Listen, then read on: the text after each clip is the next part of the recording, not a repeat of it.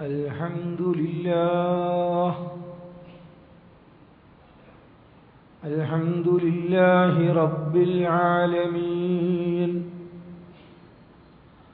الحمد لله الذي أنزل على عبده الكتاب ولم يجعل له عوجا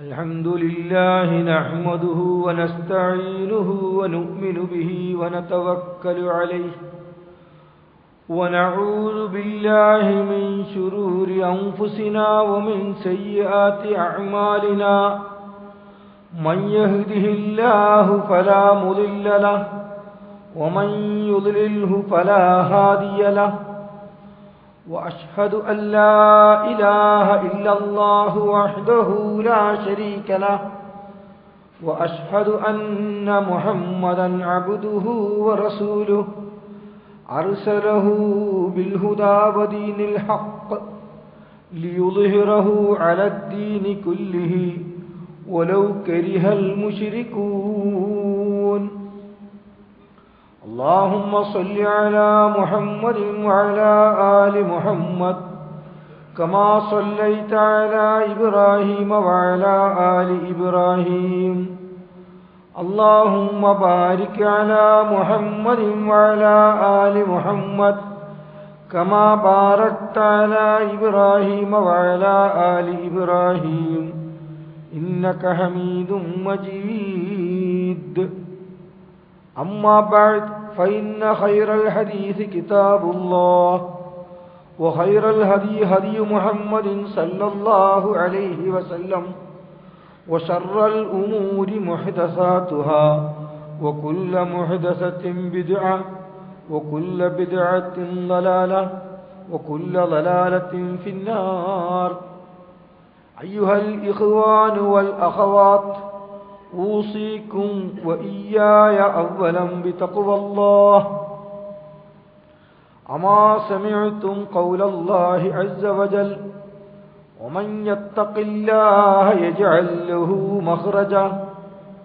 ومن يتق الله يجعل له مخرجا ويرزقه من حيث لا يحتسب ومن يتوكل على الله فهو حسبه إن الله بالغ أمره قد جعل الله لكل شيء قدرا وقد قال النبي صلى الله عليه وسلم اتق الله حيثما كنت اتق الله حيثما كنت وأتبع السيئة الحسنة تمحها وخالق الناس بخلق حسن أعوذ بالله من الشيطان الرجيم بسم الله الرحمن الرحيم وإذ قال إبراهيم رب اجعل هذا البلد آمنا واجنبني وبني أن نعبد الأصنام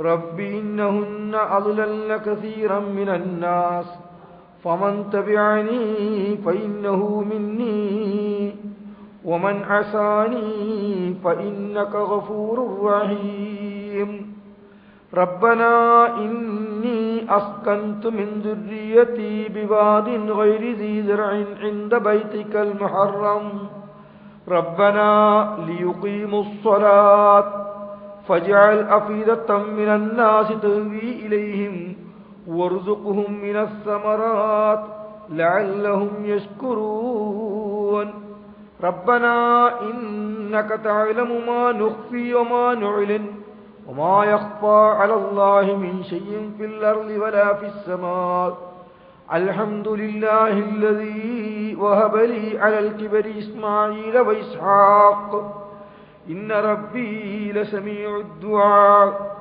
رب اجعلني مقيم الصلاة ومن ذريتي ربنا وتقبل دعاء ربنا اغفر لي ولوالدي وللمؤمنين يوم يقوم الحساب صدق الله العلي العظيم اللهم اجعل القرآن ربيع قلوبنا ونور صدورنا وجلاء حزننا وذهاب همنا وغمنا يا رب العالمين اللهم ارحمنا بالقرآن വജഅൽഹു നൂറൻ വഹുദൻ വറഹ്മത്തൻ ലനാ വദക്കിർനാ മാ നസീനാ മിൻഹു വഅല്ലിംനാ മാ ജഹിൽനാ മിൻഹു വർസുഖ്നാ തിലാവതഹു ആനാ അൽ-ലൈലി വഅത്റാഫൻ നഹാർ. ആദരണീയരായ സത്യവിശ്വാസികളെ, സത്യവിശ്വാസിനികളെ, നമ്മളെല്ലാവരുടെയും അഖില പ്രപഞ്ചങ്ങളുടെയും സൃഷ്ടികർത്താവായ, നിയന്താവായ റബ്ബുൽ ആലമീന്റെ, അള്ളാഹുവിൻ്റെ വിധി വിലക്കുകളെല്ലാം യഥാവിധി വ്യക്തി ജീവിതത്തിലും കുടുംബജീവിതത്തിലും സാമൂഹ്യ ജീവിതത്തിലും പരമാവധി പാലിച്ചും സൂക്ഷ്മത പുലർത്തിയും തഖ്വയിൽ അധിഷ്ഠിതമായ ഒരു നല്ല ജീവിതം കെട്ടിപ്പടുക്കുവാൻ ഞാനും നിങ്ങളും നമ്മുടെ കുടുംബങ്ങളുമെല്ലാം കൂട്ടായി ശ്രദ്ധിക്കുകയും ശ്രമിക്കുകയും വേണമെന്ന് ആദ്യമായി വസിയ്യത്ത് ചെയ്യുകയാണ്. അർഹമുർ-റഹീമീനായ അല്ലാഹു നമ്മളെല്ലാവരെയും, നമ്മുടെ ഇണകളെയും, നമ്മുടെ മക്കളെയും, നമ്മുടെ ഉടപ്പറപ്പുകളായ എല്ലാ അനുജന്മാരെയും പെങ്ങന്മാരെയും, നമ്മളോട് ദുആ കൊണ്ട് വസിയ്യത്ത് ചെയ്തിട്ടുള്ള എല്ലാ സഹോദരങ്ങളെയും അവൻ്റെ സാലിഹീങ്ങളിലും മുത്തഖീകളിൽ ഉൾപ്പെടുത്തി അനുഗ്രഹിക്കുമാറാകട്ടെ. നമ്മെ അലട്ടുന്ന, അസ്വസ്ഥപ്പെടുത്തുന്ന എല്ലാ ചെറുതും വലുതുമായ പ്രശ്നങ്ങളും പ്രയാസങ്ങളും അർഹമുർ-റഹീമീനായ റബ്ബ് എളുപ്പത്തിൽ പരിഹരിച്ചിരുമാറാകട്ടെ. ദുൽഖഅദ് മാസം പകുതി പിന്നിട്ടിരിക്കുകയാണ്. യുദ്ധം ഹറാമായ മാസമാണ്. ശണ്ടയോ കലഹമോ കലാപമോ ഉണ്ടാവാതെ സമാധാനപ്രിയരായി കഴിയേണ്ടുന്ന മാസങ്ങളിൽ ഒന്നാണിത്. ഇതിങ്ങനെ നിശ്ചയിച്ചത് ആഗോള തലത്തിൽ മുസ്ലിമീങ്ങളുടെ ഒരു മഹാസമ്മേളനം നടക്കുന്നത് വളരെ സുഗമമായും സൗകര്യപ്രദമായും നടക്കാൻ വേണ്ടി കൂടിയാകുന്നു. ഈ സമയത്ത് ലോകത്തെങ്ങുമുള്ള സത്യവിശ്വാസികളുടെ മനസ്സിൽ ഖലീലുല്ലാഹി ഇബ്രാഹിം അലൈഹിസ്സലാമിനെ പറ്റിയുള്ള ചിന്തകൾ കുറെ കൂടി സജീവമായി കടന്നു വരുന്ന നാളുകളാണ്. ഇബ്രാഹിം അലൈഹിസ്സലാം ലോക നേതാവാണ്. അങ്ങനെയാണ് അല്ലാഹു തആല പറഞ്ഞത്, ഇന്നി ജാഇലുക ലിന്നാസി ഇമാമ, ജനതതികൾക്ക് ഞാൻ നിന്നെ നേതാവാക്കിയിരിക്കുന്നു എന്നാണ് അല്ലാഹു പറഞ്ഞത്. അല്ലാഹു തആല അദ്ദേഹത്തെ ഖലീലായി തിരഞ്ഞെടുത്തിരിക്കുന്നു എന്നും പറഞ്ഞിട്ടുണ്ട്. അദ്ദേഹത്തെ ഖുർആൻ മറ്റൊരിടത്ത് വിശേഷിപ്പിച്ചത് ഇന്ന ഇബ്രാഹിമ കാന ഉമ്മത്തൻ ഖാനിത്തൻ. ഇബ്രാഹിം നബി അലൈഹിസ്സലാം ഒരു വ്യക്തിയായിരുന്നില്ല, ഒരു വലിയ സമൂഹമായിരുന്നു, അഥവാ ഒരു പ്രസ്ഥാനമായിരുന്നു അദ്ദേഹം. അദ്ദേഹത്തിന്റെ സരണിയാണ് നമ്മൾക്കായി അല്ലാഹു തആല തെരഞ്ഞെടുത്തത്. മില്ലത്ത് അബീക്കും ഇബ്രാഹിമ എന്നാണ് ഖുർആൻ സൂറത്ത് ഹജ്ജിൽ നമ്മൾക്ക് അല്ലാഹു തആല തെരഞ്ഞെടുത്ത് സമ്മാനിച്ച ആ സരണിയെ പറഞ്ഞത്. ആ സരണിയെ പിൻപറ്റാതെ തെന്നിമാറി വൈമുഖ്യം പുലർത്തി നടക്കുന്ന ആളുകളെ പറ്റി ഖുർആൻ പറഞ്ഞു, ഒമൻ യർഗബ അൻ മില്ലത്തി ഇബ്രാഹിമ ഇല്ലാ മൻ സഫിയ നഫ്സഹു. ഭോഷന്മാരല്ലാതെ ആരാണ് ഇബ്രാഹിം നബി അലൈഹി ഇസ്ലാമിന്റെ ആ സൽസരണിയിൽ നിന്ന് മുഖം തിരിച്ച് മാറി നടക്കുക? അതാണ് ഇബ്രാഹിം അലൈഹി ഇസ്ലാം. അദ്ദേഹമാണ് കഅബ എന്ന ഭൂമുഖത്തെ പ്രഥമ ദേവാലയത്തിന്റെ സമുദ്ധാരകൻ. ഹജ്ജ് എന്ന ആഗോള സമ്മേളനത്തിന്റെ ഉദ്ഘാടകൻ അദ്ദേഹമാണ്. വഅസ്സിൻ ഫിന്നാസ് ബിൽ ഹജ്ജ് എന്ന അദ്ദേഹത്തോടാണ് അല്ലാഹു തആല കൽപ്പിച്ചത്, ജനങ്ങളോട് ഹജ്ജിനായി വിളംബരം ചെയ്യൂ. അദ്ദേഹം അന്ന് നടത്തിയ വിളംബരത്തിന്റെ വിളിയുടെ ഉത്തരമാണ് സഹസ്രാബ്ദങ്ങളായി വളരെ സജീവമായി നടന്നു പോരുന്നത്. അദ്ദേഹം ഒരു നാഗരികതയുടെ ശില്പിയാണ്. മക്ക എന്ന പട്ടണം, പുണ്യപ്രദേശം, അത് കെട്ടിപ്പടുത്തത് അദ്ദേഹം. ആ മക്കയെ ഖുർആൻ വിശേഷിപ്പിച്ചത് ഉമ്മുൽ ഖുറ എന്ന. ഉമ്മുൽ ഖുറ പട്ടണങ്ങളുടെ മാതാവാണ്. സകല നാഗരികതകളുടെയും മാതൃത്വം അതിനാണ്.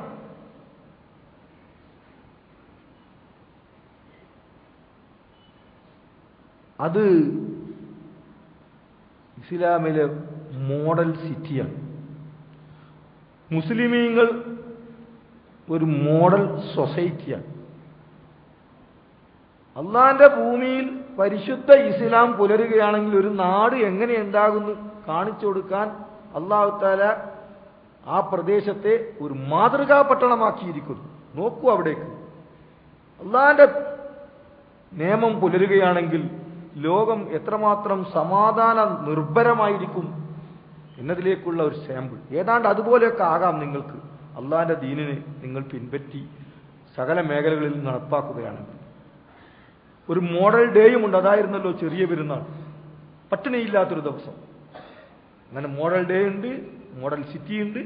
ഇതിൻ്റെ എല്ലാ അടിസ്ഥാനത്തിലുള്ള മോഡൽ സൊസൈറ്റി, ഉമ്മത്തൻ വസത്തൻ ഹൈറ ഉമ്മത്ത് എന്നൊക്കെ വിശേഷിപ്പിച്ച ഒരു സൊസൈറ്റി.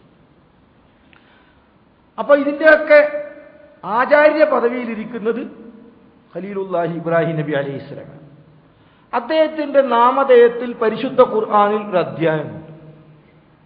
ആ അധ്യായത്തിലെ ഏതാനും സൂക്തങ്ങളാണ് ഈ ഖുതുബയുടെ ആരംഭത്തിൽ ഓതിക്കേൽപ്പിച്ചത്. അത് വിശകലനം ചെയ്ത് ഗുണപാഠം ഉൾക്കൊള്ളേണ്ടതുണ്ട്. ഇബ്രാഹിം നബി അലൈഹിസ്സലാം മക്ക എന്ന പട്ടണത്തെ കെട്ടിപ്പടുക്കുന്ന പ്രാരംഭ നാളുകളിൽ നടത്തിയ ഉള്ളുരുകിയ ഒരു ദുആ, വഇദ് ഖാല ഇബ്രാഹിമു റബ്ബി ജഅൽ ഹാദൽ ബലദ ആമിന വജ്നുബിനി വബനിയ അൻ നഅ്ബുദൽ അസ്നാം. ഇബ്രാഹിം അലൈഹിസ്സലാം പ്രാർത്ഥിച്ച സന്ദർഭം എന്താണ്? പ്രാർത്ഥന, പടച്ച തമ്പുരാനെ, ഈ നാടിനെ നീ നിർഭയത്വം ഉള്ള സമാധാനത്തിന്റെ ഒരു നാടാക്കി മാറ്റി തീർക്കണമേ.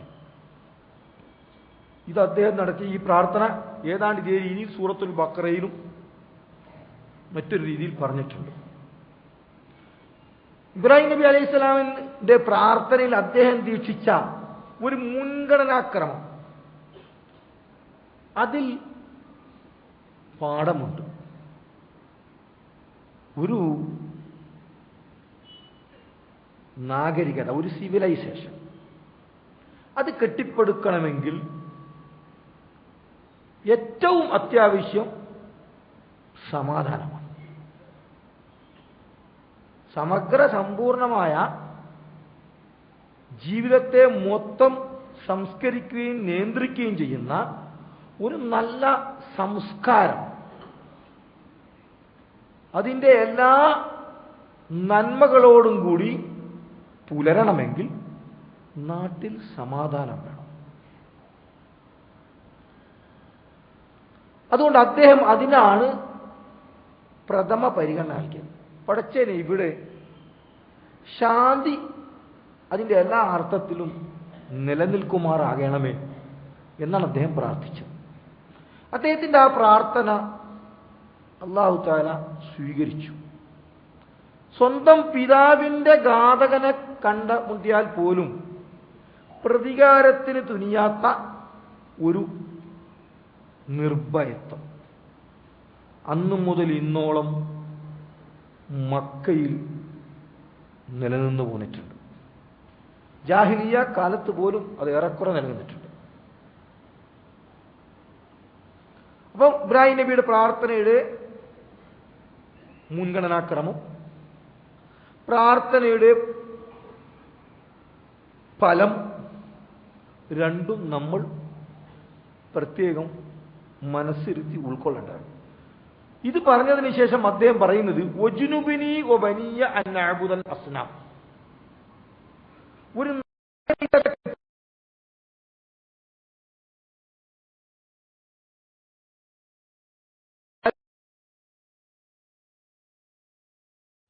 നടപടി അതാണല്ലോ വേണ്ടത്. അതങ്ങ് ഭദ്രമായി നിലനിന്ന് കാലത്തെ അതിജീവിച്ച് നിൽക്കണം. അതിന് ചോദിക്കുന്നു വജ്നുബിനി വബനിയ അൻ അഅ്ബുദൽ അസ്നാം, എന്നെയും എന്റെ സന്തതി പരമ്പരകളെയും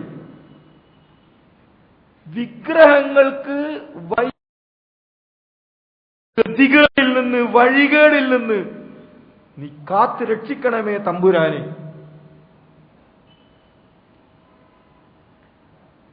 വിഗ്രഹങ്ങളുടെ ഉപാസകരായി എന്റെ സന്തതി പരമ്പരകൾ തരം താഴുന്നതിൽ നിന്ന് നീ കാത്തു രക്ഷിക്കണമേ. എന്താണ് ഇവിടെ വിഗ്രഹം? നമ്മൾക്ക് അകപ്പാടെ അറിയുന്നത് ഒരു കളിമൺ വിഗ്രഹമാണ്. തീർച്ചയായും അത് വിഗ്രഹം തന്നെയാണ്, അത് പൂജിക്കപ്പെടേണ്ടതല്ല. വിഗ്രഹ പൂജ ഗുരുതരമായ തിന്മയാണ്. പക്ഷേ ഇബ്രാഹിം നബി അലൈഹിസ്സലാം വിഗ്രഹങ്ങൾ എന്ന് പറയുമ്പോൾ വിവിധങ്ങളായ വിഗ്രഹങ്ങളെ വിവക്ഷിച്ചിട്ടുണ്ട്. അത് കളിമൺ വിഗ്രഹങ്ങളുണ്ട്, പ്രത്യക്ഷ വിഗ്രഹങ്ങളുണ്ട്, പരോക്ഷ വിഗ്രഹങ്ങളുണ്ട്.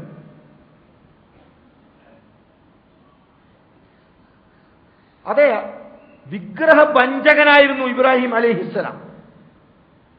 അങ്ങനെയുള്ള ഇബ്രാഹിം അലൈഹിസ്സലാമിന്റെ കൽബിൽ വാർദ്ധക്യകാലത്ത് ആറ്റുനോറ്റ് കിട്ടിയ പ്രിയപുത്രൻ ഒരു വിഗ്രഹമായി മാറുന്നുണ്ടോ എന്നതായിരുന്നല്ലോ അദ്ദേഹം അഭിമുഖീകരിച്ച ഒരു പരീക്ഷണം.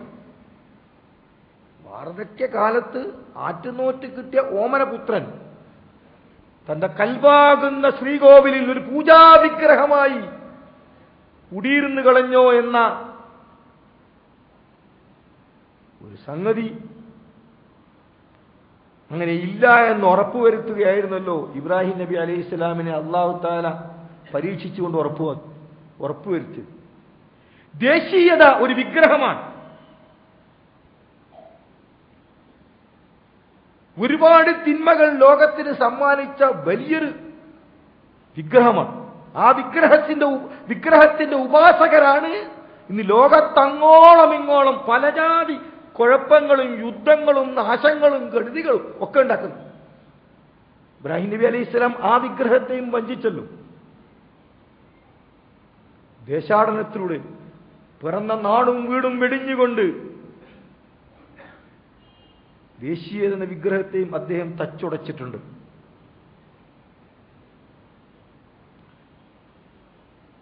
പദവികൾ, തന്നെ കാത്തിരുന്ന പുരോഹിത പദവി, വളരെ ആദരവ് കിട്ടുന്ന, ആനുകൂല്യങ്ങൾ കിട്ടുന്ന പദവികൾ പലപ്പോഴും വിഗ്രഹങ്ങളായി മാറാറുണ്ട്. ആ പദവികളത്രയും ത്യജിച്ചുകൊണ്ട് വലിച്ചെറിഞ്ഞുകൊണ്ട് ആ വിഗ്രഹങ്ങളെയും അദ്ദേഹം വഞ്ചിച്ചിട്ടുണ്ട്. അങ്ങനെ പലതും വിഗ്രഹമായി മാറാറുണ്ട്. ഭാര്യ വിഗ്രഹമാകാറുണ്ട്.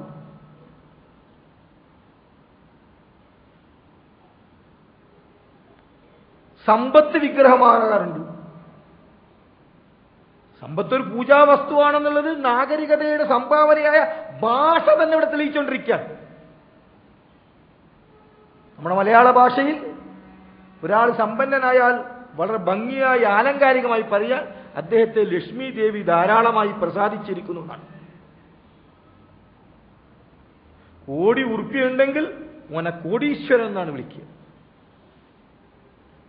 അവിടുന്ന് തുടങ്ങി ആയുധ പൂജ വരെയുള്ള സകല സംഗതികളും സമ്പത്ത് പൂജാവിഗ്രഹമായി മാറിയതിന്റെ അടയാളങ്ങളാണ്. അപ്പൊ ഇങ്ങനെ ഒരുപാട് വിഗ്രഹങ്ങളുണ്ട്, എണ്ണിയാലൊടുങ്ങാത്ത വിഗ്രഹങ്ങൾ. അങ്ങനെയുള്ള ഏതെങ്കിലും വിഗ്രഹങ്ങളുടെ ഉപാസകരായി വഴിവഴച്ചു പോകുന്ന, ദുഷിച്ചു പോകുന്ന പിഴച്ചു പോകുന്ന ദുർഗതിയിൽ നിന്ന് എന്റെ സന്തതി പരമ്പരകളെ നീ കാത്തുരക്ഷിക്കണം തമ്പുരാനെ എന്ന് ഇബ്രാഹിം നബി അലൈഹിസ്സലാം പ്രാർത്ഥിക്കുമ്പോൾ, ഇബ്രാഹിം അലൈഹിസ്സലാമിന്റെ മില്ലത്ത് മേൽവിലാസമായി പേറുന്ന നമ്മൾക്ക് അതിലേറെ ഗുണപാഠങ്ങളുണ്ട്. പ്രാർത്ഥന, ഇബ്രാഹിം നബി അലൈഹിസ്സലാമിന്റെ പ്രാർത്ഥന, അതിലെ പ്രമേയം, അതിലൊരുപാട് പാഠങ്ങളുണ്ട്. നാഗരികത കെട്ടിപ്പടുക്കാൻ പാടുപെടുമ്പോൾ തന്നെ അദ്ദേഹം പ്രാർത്ഥിക്കുകയാണ്. അവിടെയുമുണ്ടല്ലോ ഒരു പാഠം. നമ്മുടെ സമുദായത്തിൽ ഒരു വലിയ ഗതികേടാണല്ലോ, ഒരു കൂട്ടർക്ക് പ്രാർത്ഥന തന്നെയാ പണി, ഒരു പണിയെടുക്കൂല. വേറെ കൂട്ടർ നല്ലോണം പണിയെടുക്കും, ലെവലേശം പ്രാർത്ഥിക്കൂല. ഇബ്രാഹിം നബി അലൈഹിസ്സലാം പ്രാർത്ഥനയെയും പ്രയത്നത്തെയും സമന്വയിപ്പിച്ച ചിത്രമാണ് അദ്ദേഹത്തിന്റെ പ്രാർത്ഥനകളിലും അദ്ദേഹത്തിന്റെ നിലപാടുകളിലും നിറഞ്ഞു നിൽക്കുന്നത്. അദ്ദേഹം തുടങ്ങിവെച്ച ഹജ്ജിൽ, ഉംറയിൽ ഒക്കെ തന്നെ പ്രാർത്ഥനയും പ്രയത്നവും പരസ്പര പൂരകമാകണം എന്ന പ്രമേയം നിറഞ്ഞു നിൽക്കുകയാണ്. ഹജ്ജിലായാലും ഉംറയിലായാലും തവാഫും സഅയും ജോഡിയാണ്, ഒന്നായിട്ടാണ്. തവാഫ് പ്രാർത്ഥനയാണെങ്കിൽ സഅയ് പ്രയത്നമാണ്. സഅയ് എന്ന വാക്കിന്റെ അർത്ഥം തന്നെ പ്രയത്നം എന്നാണ്. ഇബ്രാഹിം നബി അലൈഹിസ്സലാമിന്റെ പ്രാർത്ഥനകളെ വിശ്ലേഷണം ചെയ്യുമ്പോൾ, വിശകലനം ചെയ്യുമ്പോൾ വളരെ പ്രസക്തമായ, നമുക്കേറെ ഉപകാരപ്പെടുന്ന, നമുക്ക് ഒരുപാട് സന്ദേശങ്ങൾ നൽകുന്ന ഒരുപാട് ഗുണപാഠങ്ങളുണ്ട്. മുൻഗണനാക്രമം ഒരു പാഠമാണ്. സ്വൈരമുണ്ടെങ്കിൽ, സമാധാനമുണ്ടെങ്കിൽ ഭദ്രമായി ഭംഗിയായി എന്തെങ്കിലും കെട്ടിപ്പടുക്കാൻ കഴിയുകയുള്ളൂ. അതുകൊണ്ടാണ് അദ്ദേഹത്തിന്റെ പ്രാർത്ഥനകളിൽ അതിന് ഒന്നാം സ്ഥാനം. കെട്ടിപ്പടുത്ത സംഗതികൾ അപകടപ്പെടാതിരിക്കണമെങ്കിൽ ശിർക്കിനെതിരെ, അതൊരു കിറുക്കായി മനസ്സിലാക്കിയ പോരാ. ശിർക്ക് എന്നത് ഒരു കിറുക്കല്ല, അത് വലിയൊരു ഇന്ന ശിർക്ക് ലദുൽമുൻ അദീം. അതിനെതിരെയുള്ള വിപുലമായ നിതാന്ത ജാഗ്രത, അത് സ്വന്തം സന്തതി പരമ്പരകളിൽ തന്നെ. ഉജ്നുബിനിയോ ബനിയ അൻ അഅ്ബുദൽ അസ്നാം എന്ന് അദ്ദേഹം പറയാണ്. റബ്ബി, തമ്പുരാനെ, ഇന്നഹുന്ന അദ്ലൽന കസീറൻ മിനന്നാസ്. ചരിത്രത്തിന്റെ ഗുണപാഠം അതാണ്. തീർച്ചയായും ഈ വിഗ്രഹങ്ങളുണ്ടല്ലോ, ഇന്നഹുന്ന, പ്രത്യക്ഷവും പരോക്ഷവുമായ ഈ പലജാതി വിഗ്രഹങ്ങളുണ്ടല്ലോ, അത് ജനങ്ങളിൽ മഹാഭൂരിപക്ഷത്തെയും വഴികേടിലാക്കിയിരിക്കുന്നു. മഹാഭൂരിപക്ഷത്തെയും വഴിവേൽപ്പിച്ചിട്ടുള്ളത് ഏതോ ചില വിഗ്രഹങ്ങളുടെ ഉപാസകരായി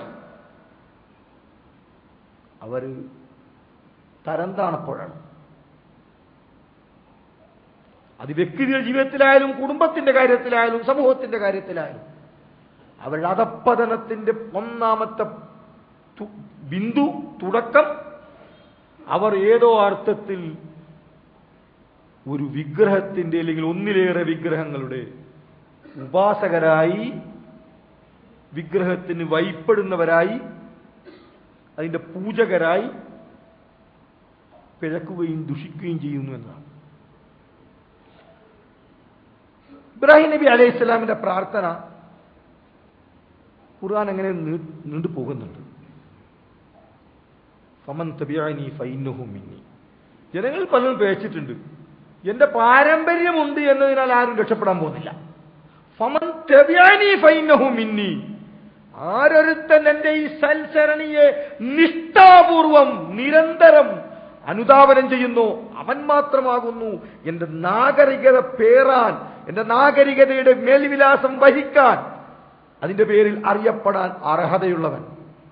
ഒമൻ അസാനി, ഇനി ആരെങ്കിലും ധിക്കരിച്ച് വഴിമാറിപ്പോവുകയാണെങ്കിൽ ഫഇന്നക ഗഫൂറുർ റഹീം, പടച്ചവനെ നീ പൊറുക്കുന്നവനും കൃപാവാരിധിയുമാണ്. ഇവിടെ ഒരു പ്രവാചകന്റെ മാതൃകാപുരുഷനായ മഹാനായ ഒരു പ്രവാചകന്റെ ഒരു മനസ്സ് നാം ഇവിടെ വായിക്കണം.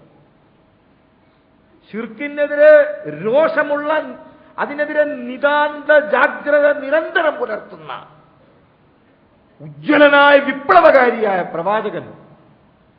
ആ പ്രവാചകൻ തന്റെ ഈ സൽസരണി വിട്ട് മാറി നടന്നവരുടെ വിഷയത്തിൽ തൊലച്ചുകളെ തമ്പുരാനെ, നശിപ്പിക്കണേ തമ്പുരാനെ എന്ന് ശാപം കൂറുകയല്ല ചെയ്യുന്നത്. ഒമൻ അസാനി ഫഇന്നക ഗഫൂറുർ റഹീം. ഇതിൽ ഇബ്രാഹിം നബി അലൈഹിസ്സലാമിന്റെ മാതൃക പിൻപറ്റുന്നവർക്ക് മഹത്തായ മാതൃകയുണ്ട്. ആർദ്രമായൊരു ഹൃദയം, വഴികേടിനോട് രോഷമുണ്ട്, പക്ഷെ വഴിവേച്ചവരോട് അവരങ്ങനെ ആയിപ്പോയല്ലോ എന്നൊരു അനുതാപവുമുണ്ട്. ഇസ്ലാം മുന്നോട്ട് വെക്കുന്ന ഒരു സംഗതിയാണത്. കുറ്റത്തെയും കുറ്റവാളിയെയും രണ്ടായി കാണുക. കുറ്റത്തോടാണ് നമ്മുടെ രോഷം. കുറ്റവാളി എന്ന മനുഷ്യനെ മോചിപ്പിക്കണമെന്നതാണ് നമ്മുടെ മോഹം. ഇത് പ്രവാചകന്മാരുടെ ഈസാ നബി അലൈഹി ഇസ്ലാം പരലോകത്ത് വിചാരണ വേളയിൽ കൊടുക്കുന്ന മൊഴിയിലും കാണാം. നീ അവരെ ശിക്ഷിക്കുകയാണെങ്കിൽ ഇന്നോലെ ശിക്ഷിക്കുകയാണെങ്കിൽ അവരിന്റെ അടിയാറുകളാണ്. ഇനി പുറത്തു കൊടുക്കുകയാണെങ്കിൽ നീ മഹാപ്രതാപവാനാണ്, അതിന് അർഹതയുള്ളവനും കഴിവുള്ളവനുമാണ് എന്ന് പറഞ്ഞ് അവസാനിപ്പിക്കുന്ന രംഗം ഈസാ നബി അലൈഹി ഇസ്ലാമിന്റെ കാര്യം പറയുമ്പോൾ നമുക്ക് കാണാം. എല്ലാ പ്രവാചകന്മാരും അങ്ങനെ തന്നെയാണ്. അപ്പൊ അതും നമ്മൾക്കൊരു മാതൃകയാണ്. എന്നിട്ട് അദ്ദേഹം വീണ്ടും പ്രാർത്ഥിക്കുന്നുണ്ട്. ചില പ്രാർത്ഥനയുടെ ചില മര്യാദകളും ഇവിടെ നമുക്ക് കാണാം. നമുക്കൊക്കെ പ്രാർത്ഥന ഒരു ധൃതി പിടിച്ച ഏർപ്പാടാണ്. ഇതല്ല, ഇത് തമ്പുരാനായ അള്ളാഹുവിനോടുള്ള ഉള്ളു തുറന്ന ഒരു വർത്തമാനം പറച്ചൽ പോലെയാണ് ഇബ്രാഹിം നബിയുടെ പ്രാർത്ഥന. നമുക്ക് പഠിച്ചവനെ താ താ താ താ ഇങ്ങ് തന്നൂട് എന്നൊരു ധൃതി. എല്ലാത്തിനും തിരക്കാണല്ലോ, ഇടത്തേക്കായി തിരക്കുന്ന അള്ളാഹുവാലോ. പക്ഷെ ഇബ്രാഹിം നബി അലൈഹി ഇസ്ലാം പ്രാർത്ഥിക്കുന്നു, ചില സംഗതികൾ ചോദിക്കുന്നു, ഒപ്പം ചില യാഥാർത്ഥ്യങ്ങളിലേക്ക് ഊളിയിട്ടിറങ്ങുകയും ചെയ്യുന്നു. റബ്ബനാ ഇന്നക തഅലമു മാ നുഖ്ഫി വമാ നുഅ്ലിൻ. പടച്ചവനെ, ഞങ്ങൾ പരസ്യമാക്കുന്നത് ഞങ്ങൾ ഗോപ്യമാക്കുന്നതൊക്കെ നീ പൂർണ്ണമായും സൂക്ഷ്മമായും അറിയുന്നു.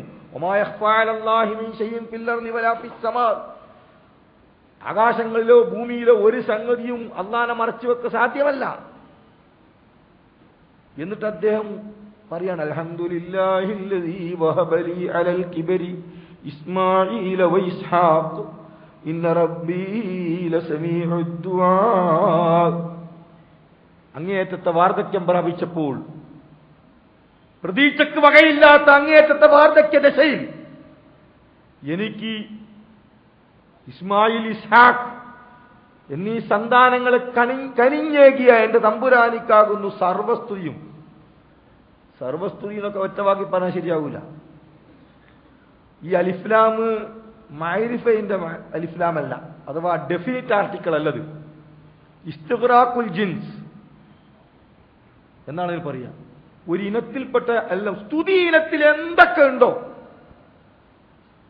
പ്രത്യക്ഷമായോ പരോക്ഷമായോ സ്തുതി സ്തോത്രങ്ങളിൽ എന്തൊക്കെയുണ്ട്, അതൊക്കെ റബ്ബിന് മാത്രം അവകാശപ്പെട്ടാണ്.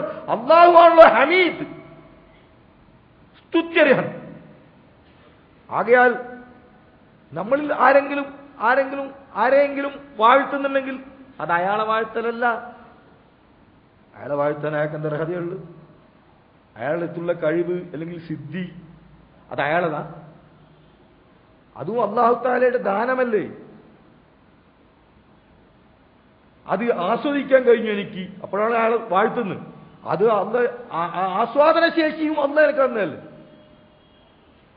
അദ്ദേഹത്തിലുള്ള പ്രതിഭ അള്ളാഹിന്റെ വരദാനമാണ്. ആ പ്രതിഭയെ വിലയിരുത്താനും ആസ്വദിക്കാനും ഉപയോഗപ്പെടുത്താനുമുള്ള ശേഷി എനിക്കുണ്ടെങ്കിൽ അതും അള്ളാഹിന്റെ ആണ്. അപ്പോ അപ്പുറവും ഇപ്പുറവും എവിടെയായും സ്തുതിയായ സ്തുതിയെല്ലാം, സ്തോത്രങ്ങളാകുന്ന സ്തോത്രങ്ങളെല്ലാം ഒരേക മഹാശക്തിക്ക് സൃഷ്ടികർത്താവിന് മാത്രം അവകാശപ്പെട്ടതാണെന്ന ഒരു പ്രസ്താവന നടത്തുമ്പോൾ സ്വന്തം ജീവിതത്തിൽ തന്നെ മറക്കാനാവാത്ത അനുഭവങ്ങൾ എടുത്തുദ്ധരിച്ച് നന്ദി രേഖപ്പെടുത്തിക്കൊണ്ട് പ്രാർത്ഥിക്കുക. നമുക്കങ്ങനെ സാധിക്കാറുണ്ടോ? നാം ഒരു ആത്മപരിശോധന നടത്തുന്നുണ്ട്.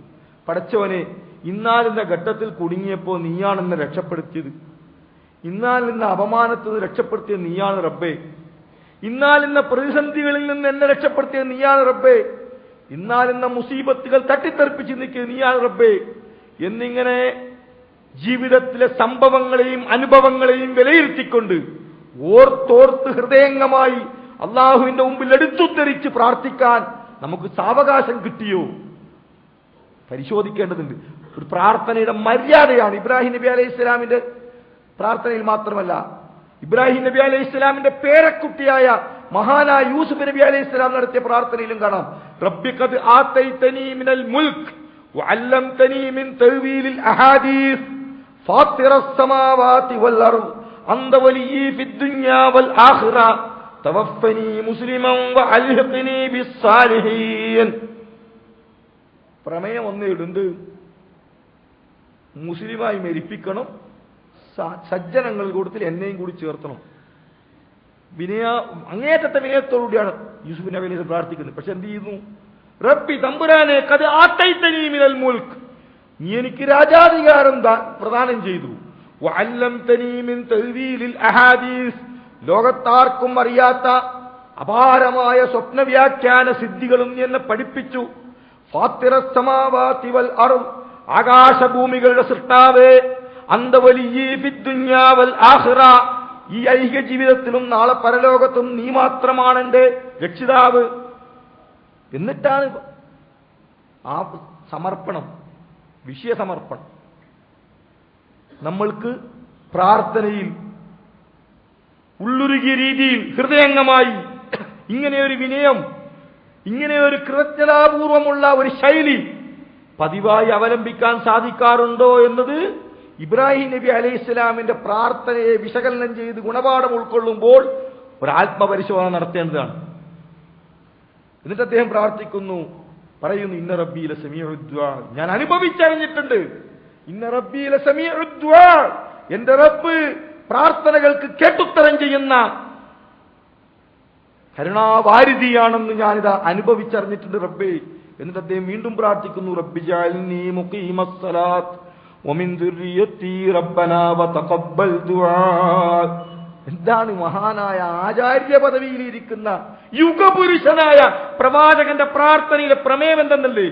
പടച്ചവനെ, നീ എന്നെ നമസ്കാരം നിലനിർത്തുന്നവരുടെ കൊടുത്തിപ്പെടുത്തണേ. എന്നെ മാത്രം പോരാ, ഒമിൻ ദുർരിയത്തി, സാമൂഹ്യ ജീവിയ മനുഷ്യർ, സന്തതി പരമ്പരകളുടെ സാൻമാർഗിക സുരക്ഷിതത്വത്തിൽ പുലർത്തേണ്ടുന്ന ശ്രദ്ധ, ബദ്ധശ്രദ്ധ വായിച്ചറിയേണ്ടതാണ്. ഞാനിങ്ങ് കഴിച്ചതായി ഞാനങ്ങ് സ്വർഗത്തിൽ പോവാന്നല്ല. എന്നെ നീ നമസ്കാരം നിലനിർത്തുന്നവരുടെ കൊടുത്തിപ്പെടുത്തണം. ഒമിൻ ദുർരിയത്തി, എന്റെ സന്തതി പരമ്പരകളെയും. റബ്ബനാ വതഖബ്ബൽ ദുആ. സഹോദരി സഹോദരന്മാരെ, ഖലീലുല്ലാഹി ഇബ്രാഹിം അലൈഹിസ്സലാമിന്റെ മരണകൾ വളരെ സജീവമായി തികട്ടി വരുമ്പോൾ ഇബ്രാഹിം നബി അലൈഹിസ്സലാമിന്റെ പ്രവർത്തനങ്ങളിലും പ്രാർത്ഥനകളിലും നമ്മുടെ നിത്യജീവിതത്തിൽ നിരന്തരം പുലർത്തേണ്ടുന്ന ഒരുപാട് സന്ദേശങ്ങളുണ്ട് എന്നൊരിക്കൽ കൂടി നാം തിരിച്ചറിയുക. അപ്പോഴേ നമ്മൾക്ക് ഇബ്രാഹിം അലൈഹിസ്സലാമിന്റെ മില്ലത്തിന്റെ വാഹകരും വക്താക്കളുമായി സന്നിധിയിൽ ഹാജരാകാനുള്ള ഉദവി ലഭിക്കുകയുള്ളൂ. റഹ്മാൻ അതിന് നമ്മെ തുണക്കുമാറാകട്ടെ. അൽഹംദുലില്ലാഹ് അൽഹംദുലില്ലാഹി റബ്ബിൽ ആലമീൻ വൽ ആഖിബതു ലിൽ മുത്തഖീൻ വലാ ഉദ്വാന ഇല്ലാ അലൽ ളാലിമീൻ. അസ്സലാത്തു വസ്സലാമു അലാ റസൂലിഹിൽ അമീൻ വഅലാ ആലിഹി വസഹ്ബിഹി അജ്മഈൻ. തഖുല്ലാഹൽ അലീം. പ്രിയപ്പെട്ട സഹോദരീ സഹോദരന്മാരെ, നിരന്തരമായി ആത്മപരിശോധന നടത്തിയും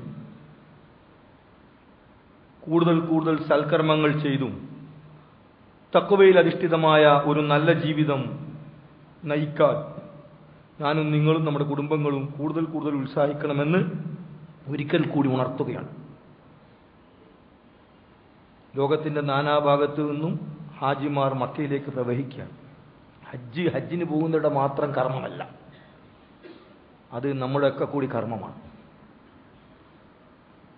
യഥാർത്ഥത്തിൽ ആദർശാടിസ്ഥാനത്തിലുള്ള ആഗോളവൽക്കരണം സാധിക്കുന്ന, ശരിയായ അർത്ഥത്തിൽ ആദർശാടിസ്ഥാനത്തിലുള്ള നല്ല രീതിയിലുള്ള ഒരു ആഗോളവൽക്കരണം സാധിക്കുന്ന,